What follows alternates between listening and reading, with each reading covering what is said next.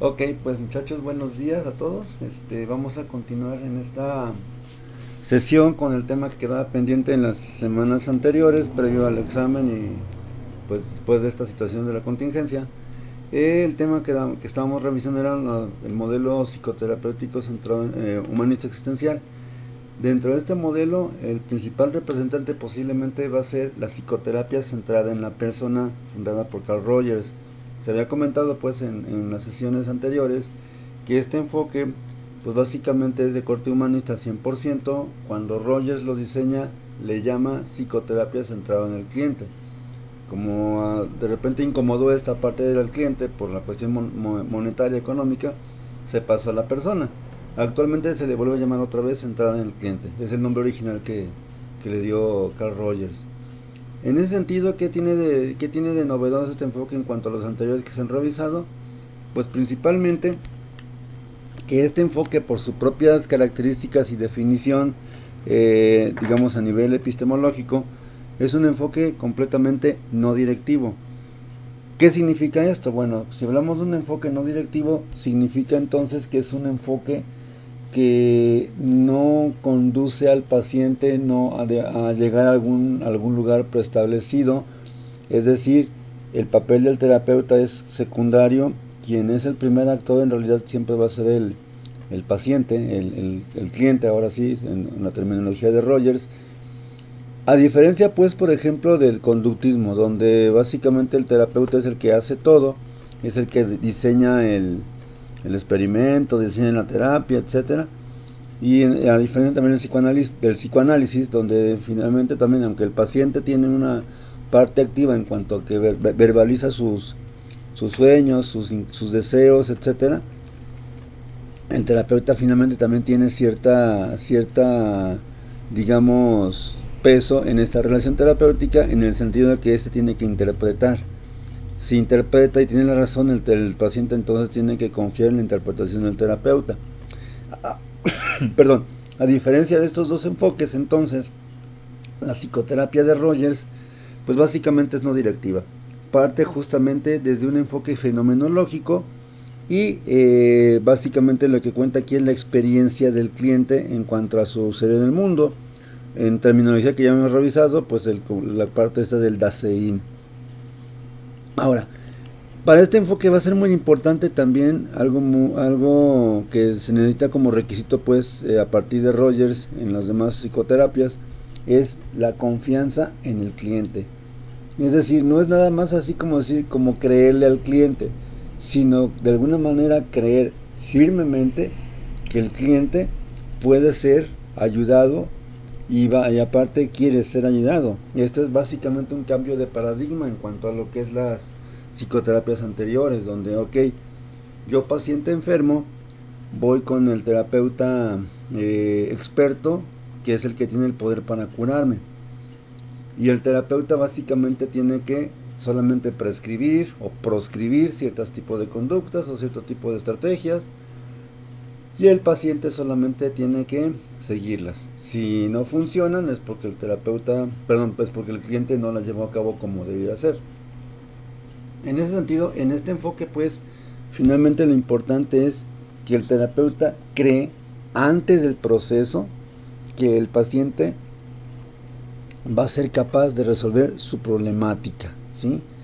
Es decir, que el paciente puede por sí mismo autodeterminarse y autorrealizarse. O sea, hay que recordar pues que en este enfoque básicamente lo que se maneja pues es una cuestión humanista al 100%, ¿sí?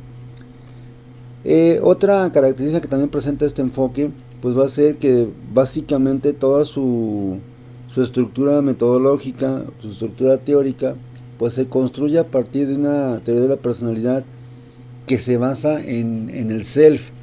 El self es un término en inglés que tiene que ver con el yo, ¿sí? En este caso, este yo, como dice por aquí la información, tiene que diferenciarse del no yo. Es decir, distinguirme yo de lo que no soy yo. Y justamente sería algo así como lo que revisamos en clases antes de esta situación, de lo que está ahorita imperando de la epidemia y todo esto, justamente es ese ser en el mundo. se había establecido pues finalmente que en este enfoque humanista existencial, pues es muy importante que el sujeto descubra por sus propios medios a qué vino a este mundo, por qué tiene esta misión de vida, ¿no? Esa perspectiva de vida. Y en ese sentido, esto se alcanza justamente a través de, número uno, diferenciarse a sí mismo de los otros, y justamente pues en confiar en sus propias potencialidades. En este caso, el paciente, por esa situación que tiene de buscar siempre la tendencia a la autorrealización, por ser intrínsecamente bueno, por ser digno de confianza y por ser entusiasta, automotivado y tener un buen nivel de potencial de autorrealización, pues básicamente esto va a ser necesario solamente para que el sujeto crezca a través del acompañamiento del terapeuta, que es un término que también pone Rogers en su teoría. Es decir, el terapeuta, lejos de ser el conductor, lejos de ser así el maestro que enseña o que va a formar al paciente, es solamente un compañero. A través de este enfoque, pues se supone que el sujeto pues encuentra por sí mismos sus potencialidades, se descubre a sí mismo, justamente descubre qué es lo que lo diferencia de lo que no es el yo, o sea, del no yo o el no self, y justamente esta parte es lo que va a provocar por sí misma que se opere el cambio terapéutico, ¿sí? Otro concepto que también tiene relevancia dentro de la psicoterapia centrada en el cliente, básicamente va a ser por ejemplo, la idea de la autonomía e interdependencia social. ¿Qué significa esto de ser autónomo? Ok, básicamente se cree, insisto, de manera firme, que el sujeto tiene la propia capacidad de dirigir su desarrollo y obviamente asumiendo responsabilidades y responsabilizándose completamente de sus actos y de sus hechos, ¿sí? Eso es lo que significa la autonomía e interdependencia social. En este punto, bueno, pues quisiera a lo mejor tener alguna aportación que pudieran hacer, justamente si a lo mejor están de acuerdo o no con que el sujeto, un paciente, es autónomo y tiene esa cuestión de interdependencia social. Lógicamente este enfoque pues se dirige más que nada a pacientes mentalmente sanos, es decir, que gozan de buena salud mental, es decir, que quedan excluidos trastornos psiquiátricos, esquizofrenia, posiblemente algún trastorno de personalidad que tenga algún tipo de desorganización más severa, y pues obviamente esto pues de alguna manera limita mucho el campo de acción, porque finalmente quién es mentalmente sano. Pero bueno, no sea como una condición indispensable de este enfoque. A ver si me permiten un momentito, nada más dejen ajustar la información. Permito.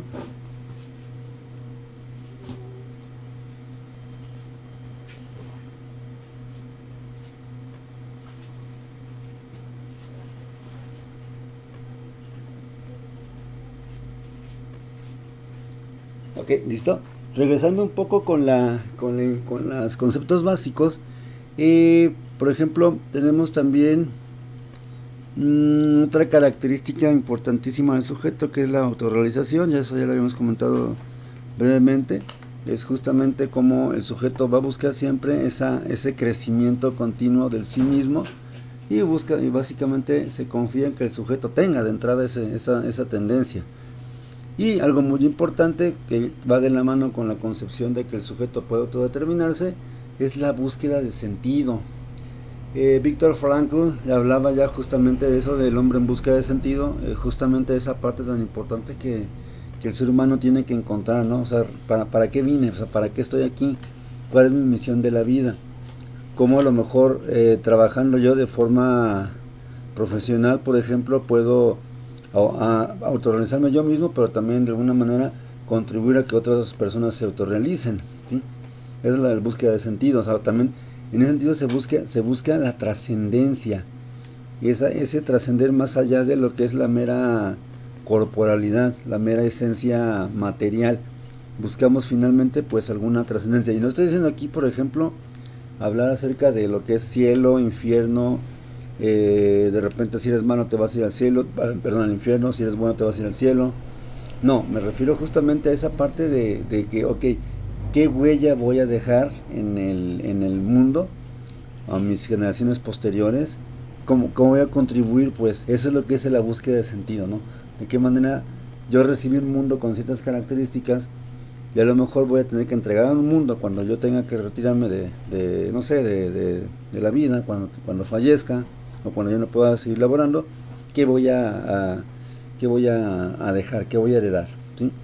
Y en ese sentido, pues también se habla aquí de una concepción global del ser humano, ¿sí?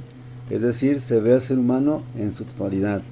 Si recordamos un poco las dos anteriores teorías más fuertes, que eran conductismo y psicoanálisis, pues básicamente lo que se les pudiera recriminar a ellas era esta idea de solamente parcializar una complejidad que como lo es el ser humano. El psicoanálisis de repente solamente encontraba la parte de los instintos, los impulsos biológicos. El conductismo, pues de alguna manera, en su versión más recalcitrante o más, digamos, más purista, pues justamente reducía al ser humano a solamente la adquisición de ciertas conductas o repetición de conductas, consolidación de hábitos, y finalmente pues no había como esa diferenciación entre un animal y un ser humano. En este enfoque, ¿no? De alguna manera se pretende englobar justamente todo el ser humano, no nada más la parte cognitiva, no nada más la parte conductual, no nada más la parte subjetiva, la psicodinámico, ¿no? Pues va a ser importante esa parte, ¿no? Ok. En cuanto al método terapéutico que se emplea la terapia centrada en la persona, pues pudiéramos tener o tenemos básicamente dos posturas diferentes. En la primera postura se habla justamente de que mi actitud como terapeuta, mi trabajo como terapeuta, el que yo crea en el paciente, el que yo sea una persona que también se está luchando por autorrealizarse, con eso basta y es más importante incluso que el uso de los recursos técnicos o técnicas de trabajo. Es decir, no importa aplicar silla vacía, diálogo existencial, discusión racional, no, lo que importa aquí es que el terapeuta crea. ¿Por qué? Porque finalmente en este modelo el paciente puede llegar a ver a su terapeuta, o debería llegar a verlo como un modelo, como una inspiración, como un enseñante, ¿sí? Obviamente sin llegar a hacerlo de una manera formal, ¿sí? Esa sería la primera postura. La segunda postura es un tanto menos radical que la primera. Se dice pues que tiene mayor peso y valor el empleo de las técnicas adecuadas, es decir, no es tanto el que yo realmente crea en el paciente, sino que más bien las técnicas son las que también son importantes. Yo consideraría desde un punto de vista ya más personal que ambas posturas tienen razón. Ciertamente la actitud del terapeuta es importantísima. Si no creo en lo que estoy haciendo como terapeuta y no creo en la persona como ser humano, pues entonces aunque tenga las técnicas adecuadas y las técnicas novedosas y las sepa aplicar de manera perfecta, pues obviamente no voy a lograr ningún cambio viable. Pero también a lo mejor solamente permitir que las técnicas hagan todo, pues también sería un error hasta cierto punto, incluso pues imperdonable, porque finalmente pues estoy dándole mayor peso a una relación que no está basada, como veremos un poquito más adelante, en el respeto por el cliente, ¿sí? Y en ese sentido, en este orden de ideas, pues hablamos justamente del concepto central de este enfoque, que es justamente las características de la relación terapéutica, que esto iría en consonancia, en sinergia con lo que es la primera postura que anteriormente veíamos. En ese sentido, la primera característica obligada que tiene que tener un terapeuta humanista, existencial, centrado en la persona, rogeriano, como le quieran llamar, es justamente la consideración positiva incondicional, que se define justamente como está en la información, respeto total y aceptación de las vivencias y sentimientos del cliente. posiblemente esto sea lo más, digamos, difícil de manejar en el enfoque humanista. ¿Por qué? Porque que yo respete total y 100% al cliente implicaría operar yo como paciente, como terapeuta, sin mi marco de referencia conceptual, es decir, sin mis introyectos. Muchas veces se les ha exhortado pues a todos los psicólogos en formación, tanto por mi parte como por posible otros maestros, pues que tienen que ir a terapia para justamente no involucrarse a nivel personal. En este enfoque pues ciertamente se pediría lo contrario, que tienes que involucrarte completamente, pero en un sentido positivo, ¿sí? Es decir, tienes que aceptar al paciente tal cual es, con sus vivencias, su experiencia, sus sentimientos, ya sean negativos o positivos, también tienes que demostrarlos, porque aceptarlos, porque finalmente son parte de él, ¿sí? Aquí nada más me gustaría como hacer una pequeña aclaración. Aceptarlos, no, una aceptación positiva e incondicional no quiere decir también así como, bueno, pues ya si me agrede, pues ya ya doy la otra mejilla. No se trata tanto de eso. Se trata más bien de que, reconocer que el paciente está en su completo derecho de mostrar algún tipo de sentimiento de rabia, de odio, de coraje, o de tristeza, o de alegría. Eso va a depender de cada caso específico. Pero esto se refiere justamente a esta idea de la aceptación positiva incondicional. Otro concepto que también tiene que ver con esto de la relación terapéutica, pues es la congruencia, que se define como la autenticidad en la actitud del paciente que proviene de la empatía. Supone la expresión del terapeuta de algunos sentimientos para dar una imagen íntegra y congruente.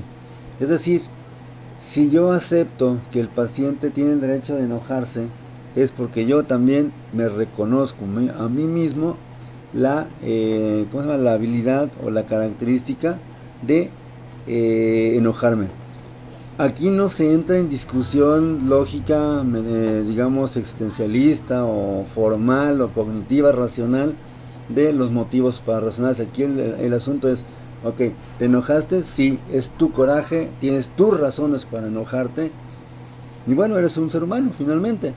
Yo también me he enojado, que eso sería un poco esta parte de la congruencia, de alguna forma como aceptar esa idea de que yo también puedo enojarme, así como el paciente puede enojarse, o igual cualquier sentimiento. De repente ahorita ejemplifico mucho con el coraje, con la furia, porque a lo mejor es una de las emociones incluso mayormente más, digamos, rechazadas, no aceptadas por las personas. Sin embargo, aquí la idea básica es aceptar que básicamente tienes todo el derecho de molestarte cuando sea necesario. Y otro concepto, otra idea principal dentro del enfoque, pues finalmente es la empatía, ¿sí? Creo que ya superamos, a lo mejor a lo largo de ustedes de su carrera, esta vieja definición de qué es ponerse en los zapatos del otro. ¿Qué tal si tiene hongos? ¿Qué tal si no me quedan los zapatos? ¿Qué tal si tiene callos? ¿O qué tal si tengo callos y me aprietan? No, ponerse en los zapatos de otro no es empatía. Eso sería suplantación, tal vez, confusión de identidad, tal vez, no sé. En ese sentido, la empatía es justamente ese sentimiento de aceptación genuina, incondicional, que el sujeto, el terapeuta en este caso, el terapeuta muestra por su cliente, ¿sí? Ojo, aquí quiero subrayar esa parte, que el terapeuta muestra por su cliente, que no tiene que ver, aunque a lo mejor de repente más de alguno pudiera llegar a cuestionar cómo es posible que se diga esto, no tiene que ser forzosa que yo realmente sienta esa aceptación. Es decir, una cosa es que acepte que está enojado y otra cosa es que yo valide positivamente o negativamente que está enojado, ¿sí? Porque esto ya sería un juicio de valor, ¿sí? En este caso la empatía pues sería a lo mejor un tanto una de las habilidades que tiene cualquier tipo de terapeuta, cualquier entrevistador, de cualquier enfoque.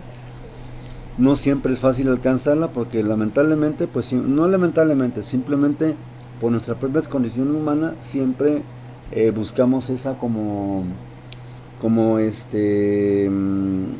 validación o de nuestros juicios de valor de lo que estamos viendo. Ok. Un poco con esta parte de la relación empática, bueno, el terapeuta se debe sentir empático hacia el cliente y tal cual, así como está escrito con todas sus letras, se debe sentir empático. O sea, aquí Rogers hablaba justamente de esa parte, también un tanto difícil de aceptar, es independientemente de que el cuate, el paciente, sea un asesino serial, un violador, un secuestrador, un narcotraficante, una persona violenta, debo demostrar esa empatía. Se debe de sentir empático hacia el cliente. Obviamente aquí, insisto, es mantener al margen mis propios juicios de valor, mis propios introyectos, porque si no, pues vamos a acabar mal.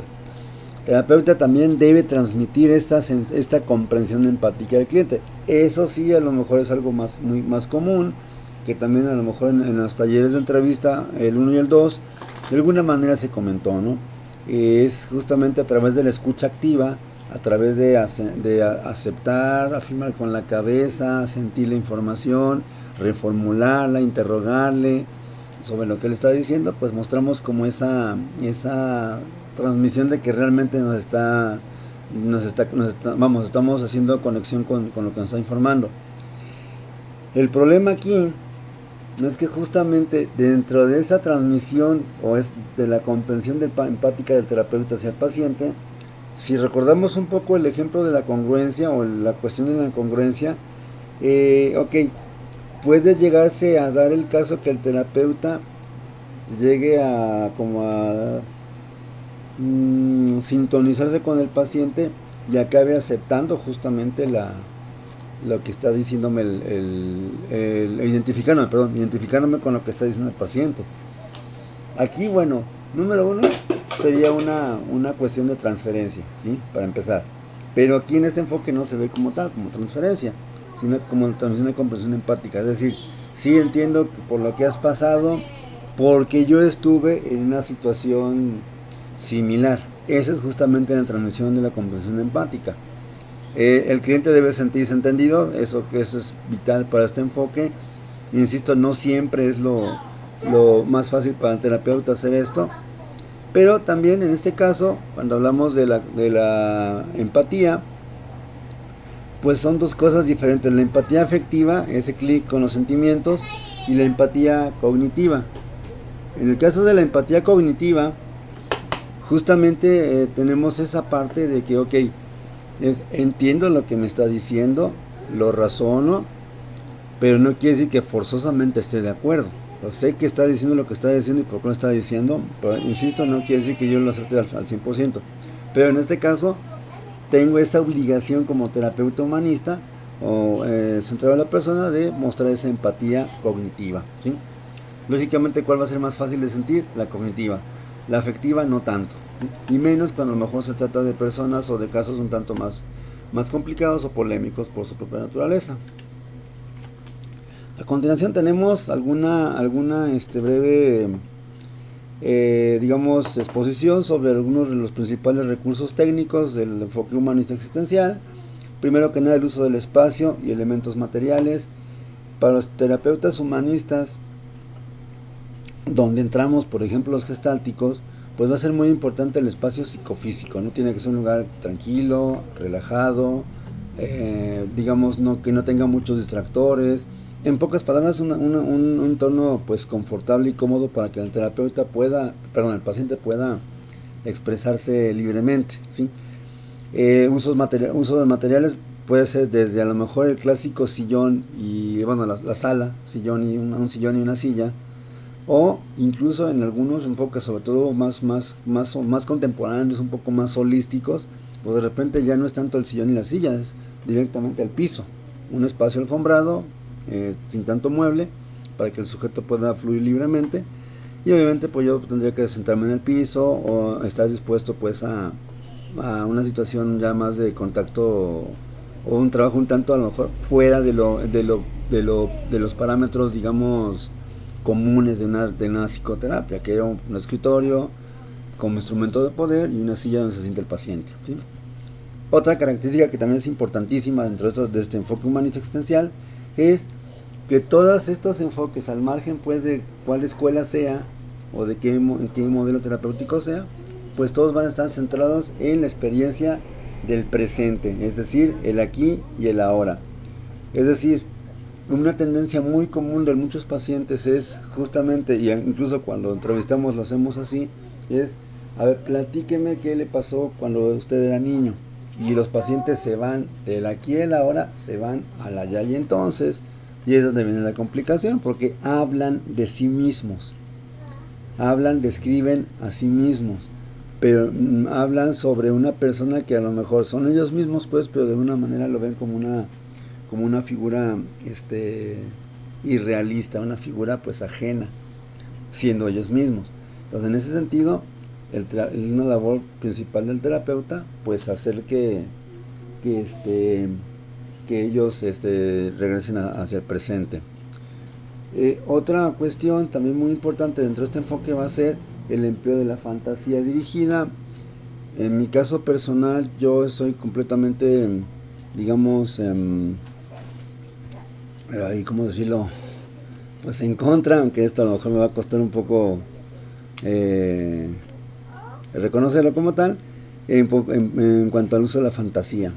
De repente algunos terapeutas gestálticos pues tienen esa mala reputación de que, a ver, relájate, respira hondo, imagínate que vas volando como Superman y las nubes, el cielo, los arbolitos y no sé qué. En mi opinión es mejor trabajar con los pacientes de una forma despierta, realista, sin recurrir tanto a la fantasía. Sin embargo, sí es importante de alguna manera entender que el paciente tiene también esa zona como una forma de anclaje en la realidad. Es decir, el paciente puede ser que fantasee, que todo se maneje como una nube voladora, una nube rosa, y pues de alguna manera pues está alejado de la realidad, ¿sí?